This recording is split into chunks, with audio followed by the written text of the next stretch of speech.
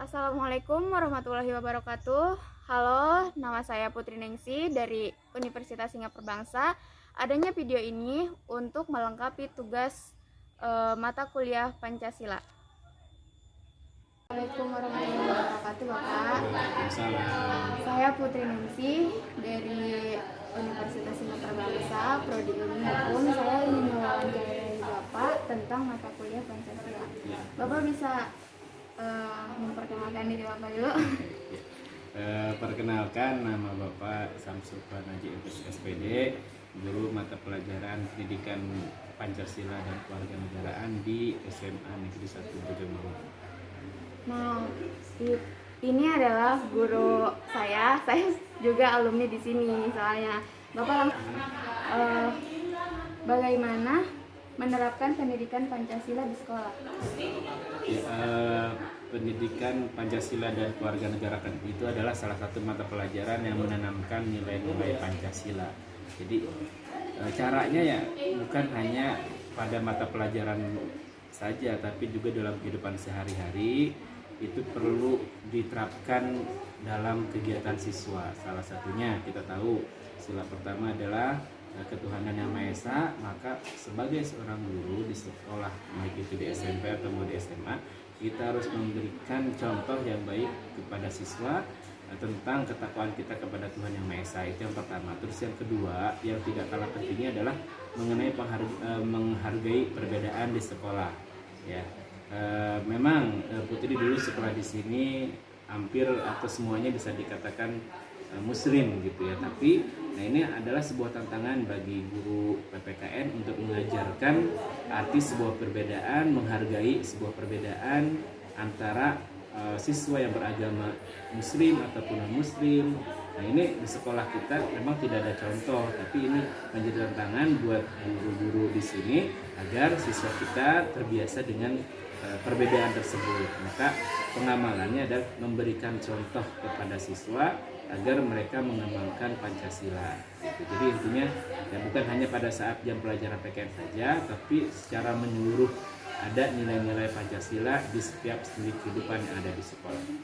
Tapi sila ke-1 itu sesuai atau tidak dengan agama-agama selain Islam? Iya, sesuai gitu, karena pada sejarahnya sila pertama itu dulu kan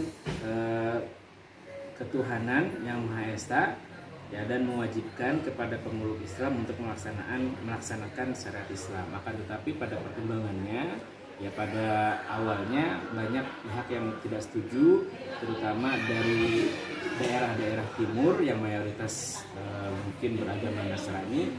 Maka sila pertama itu mengalami perubahan yang tadinya dengan kewajiban melaksanakan syariat Islam bagi pemeluknya, maka diubah menjadi berketuhanan yang Maha Esa. Maka ini sebuah kesepakatan ya, untuk semua golongan agama yang ada di Indonesia sepakat bahwa Pancasila ke-1 adalah ketuhanan yang Maha Esa dan berlaku untuk semua pemeluk agama. Apalagi kan sekarang sudah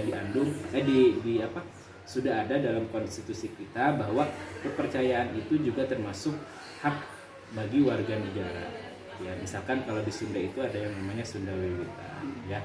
Kalau di Jawa itu ada yang namanya Kejawen. Ini bukan berarti mereka tidak bertuhan, ya, tapi tetap mereka punya kepercayaan terhadap Tuhan yang Maha Esa. Maka dengan sila pertama ini mencakup semua agama, semua kepercayaan yang ada di Indonesia.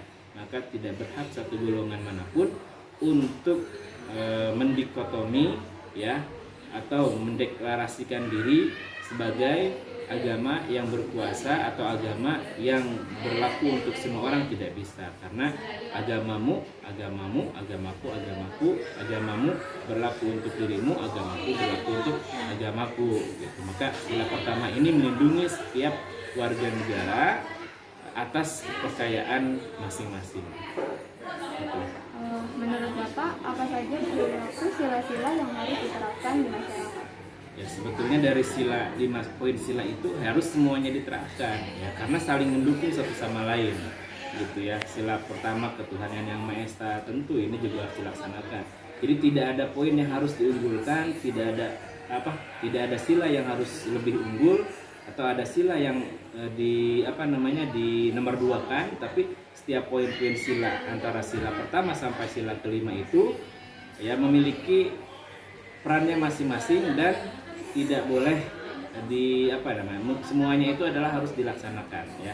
Semuanya tidak misalkan nomor 5 mah tidak usah atau nomor 3 mah tidak usah, tapi dari 1 sampai 5 itu sila tersebut harus saling mendukung satu sama lain gitu ya. Jadi tidak ada misalkan sila 1 dulu tidak, karena bukan Pancasila kalau namanya kalau misalkan tidak ada sila kedua, bukan Pancasila namanya kalau misalkan tidak ada yang ketiga, maka Pancasila itu ya satu sama lain saling berkaitan. Terus menurut Bapak sebagai warga negara Indonesia apa saja yang harus dilakukan untuk menjaga warisan budaya?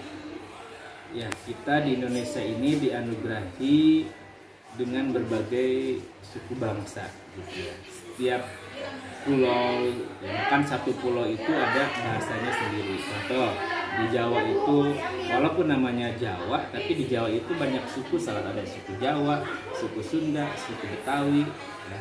Maka tanggung jawab kita untuk melestarikan budaya tersebut.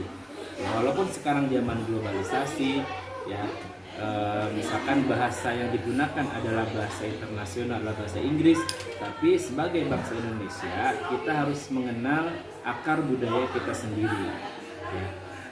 Salah satu slogan yang Bapak ajarkan adalah bahasa Inggris kita kuasai ya, bahasa Indonesia kita banggakan ya, dan bahasa daerah kita lestarikan.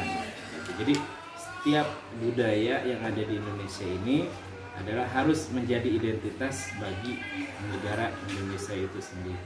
Gitu. Jangan dilupakan kultur setiap daerah. Gitu. Walaupun sekarang zamannya globalisasi, ya kadang ada yang suka Korea, ada yang suka Hollywood, tapi tetap jangan melupakan kultur warisan budaya Indonesia itu sendiri. Bahkan tugas dari generasi muda saat ini adalah bagaimana caranya agar kebudayaan kita ini bisa dikenal oleh masyarakat dunia, gitu. Bisa memperkenalkan diri dengan caranya seperti dengan cara kreativitas anak muda, dengan musik, dengan drama dan sebagainya. Itu seperti itu. Sangat diwajibkan untuk melestarikan budaya di masyarakat. Iya, setiap orang harus punya kewajiban gitu ya, bukan hanya sekedar formalitas saja, tapi diharapkan setiap orang itu punya kewajiban bahwa untuk walaupun kita sekarang di era globalisasi, tapi jangan sampai lupa sama akar budaya. Yang terakhir ya Pak, ya.